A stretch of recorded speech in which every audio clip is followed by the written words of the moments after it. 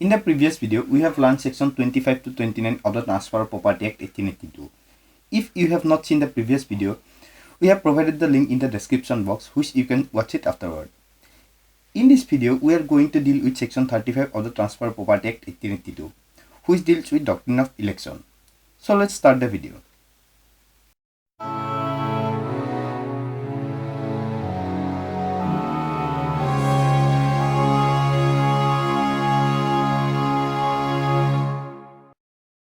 Section 35 of the Transfer of Property Act lays down that where a person professes to transfer property which he has no right to transfer, and as part of the same transaction confers any benefit to the owner of the property, such owner must elect either to confirm such transfer or to dissent from it, and in the latter case he shall relinquish the benefit so conferred, and the benefit so relinquished shall revert to the transferor or his representative as if it had not been disposed of.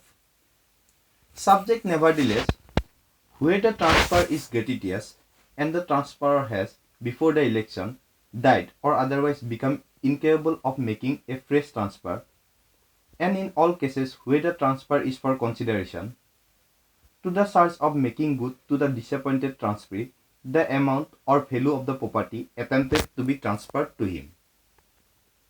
Thus, this section basically says that where a person grants the right to transfer property which he has no right to transfer, and as a part of the same transaction confers any advantage to the owner of the property, such owner shall make a choice to either confirm such transfer or to break from it.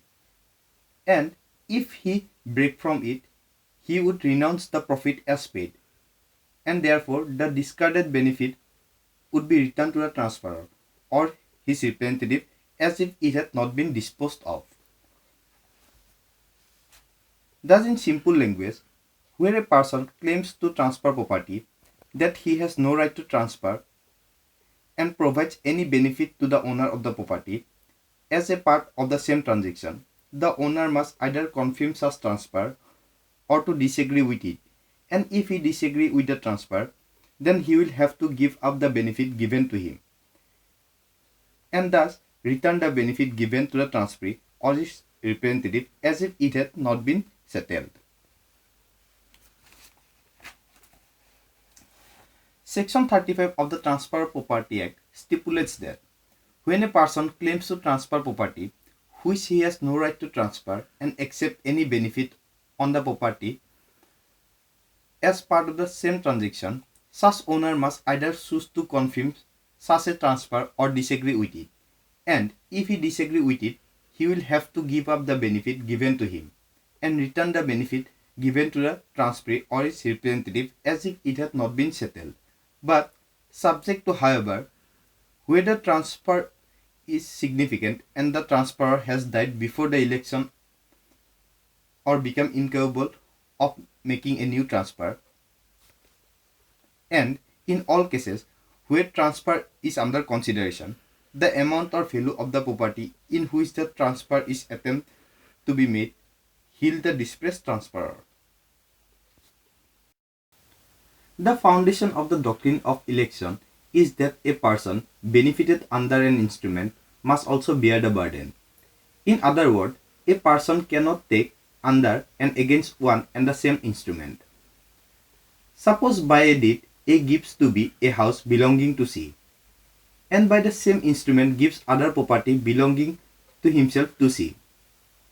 C is entitled to A's property only upon the condition of C's conforming all the provision of the instrument by renouncing the right to his own property given in favor of B. He must consequently make his choice, or as is technically termed, he is put to his election, to take either under or against the instrument. If C elects to take under the instrument, he must relinquish in favor of B his property given to B by A, and takes the property which is given to him by A.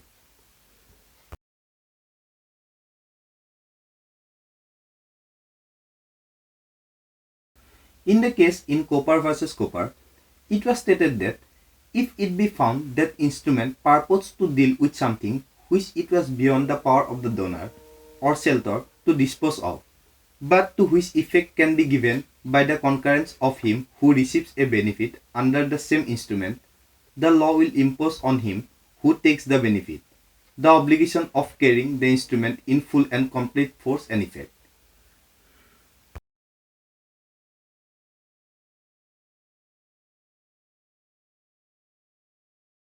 To take an example of the above mentioned doctrine, suppose the farm of Sultanpur is the property of C and worth rupees 800.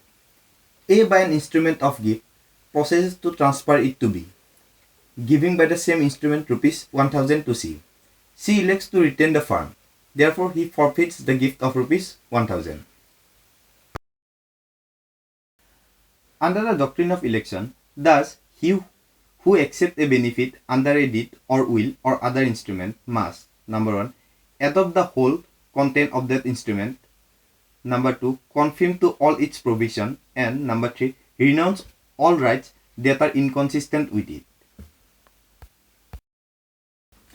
In a case law in Dhanpati versus Devi Prasad and other, it was held that the law pertaining to election is set out in section 35 of the Transfer Property Act that before there can be an election, there must be, number 1, a transfer of property by a person who has no right to transfer. Number 2, as a part of the same transaction, he must confer some benefit to the owner of the property. And number 3, such owner must elect either to confirm such transfer or to dissent from it. Mode of election. Election may be expressed or implied by conduct. Where the election is made in express word, it is final and conclusive.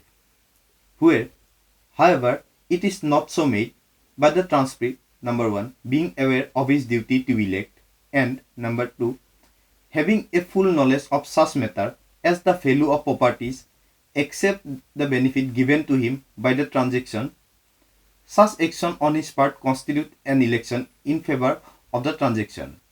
Hence, it follows that if a person acts through ignorance or mistake, the doctrines give away.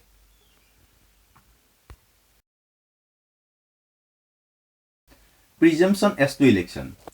The question as to whether the benefit was accepted with the knowledge of the circumstances would be a question of fact, subject to the following rules.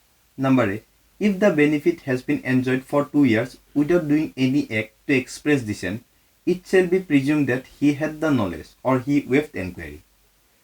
Number B. If he has done any act which renders it impossible to place the person interested in the property professed to be transferred in the same condition as if such act had not been done. For instance, if A transfers to B an estate to which C is entitled, and as part of the same transaction gives C a coal mine, C takes possession of the coal mine and exhausts it. C must be presumed to have confirmed the transfer to his estate by A to B.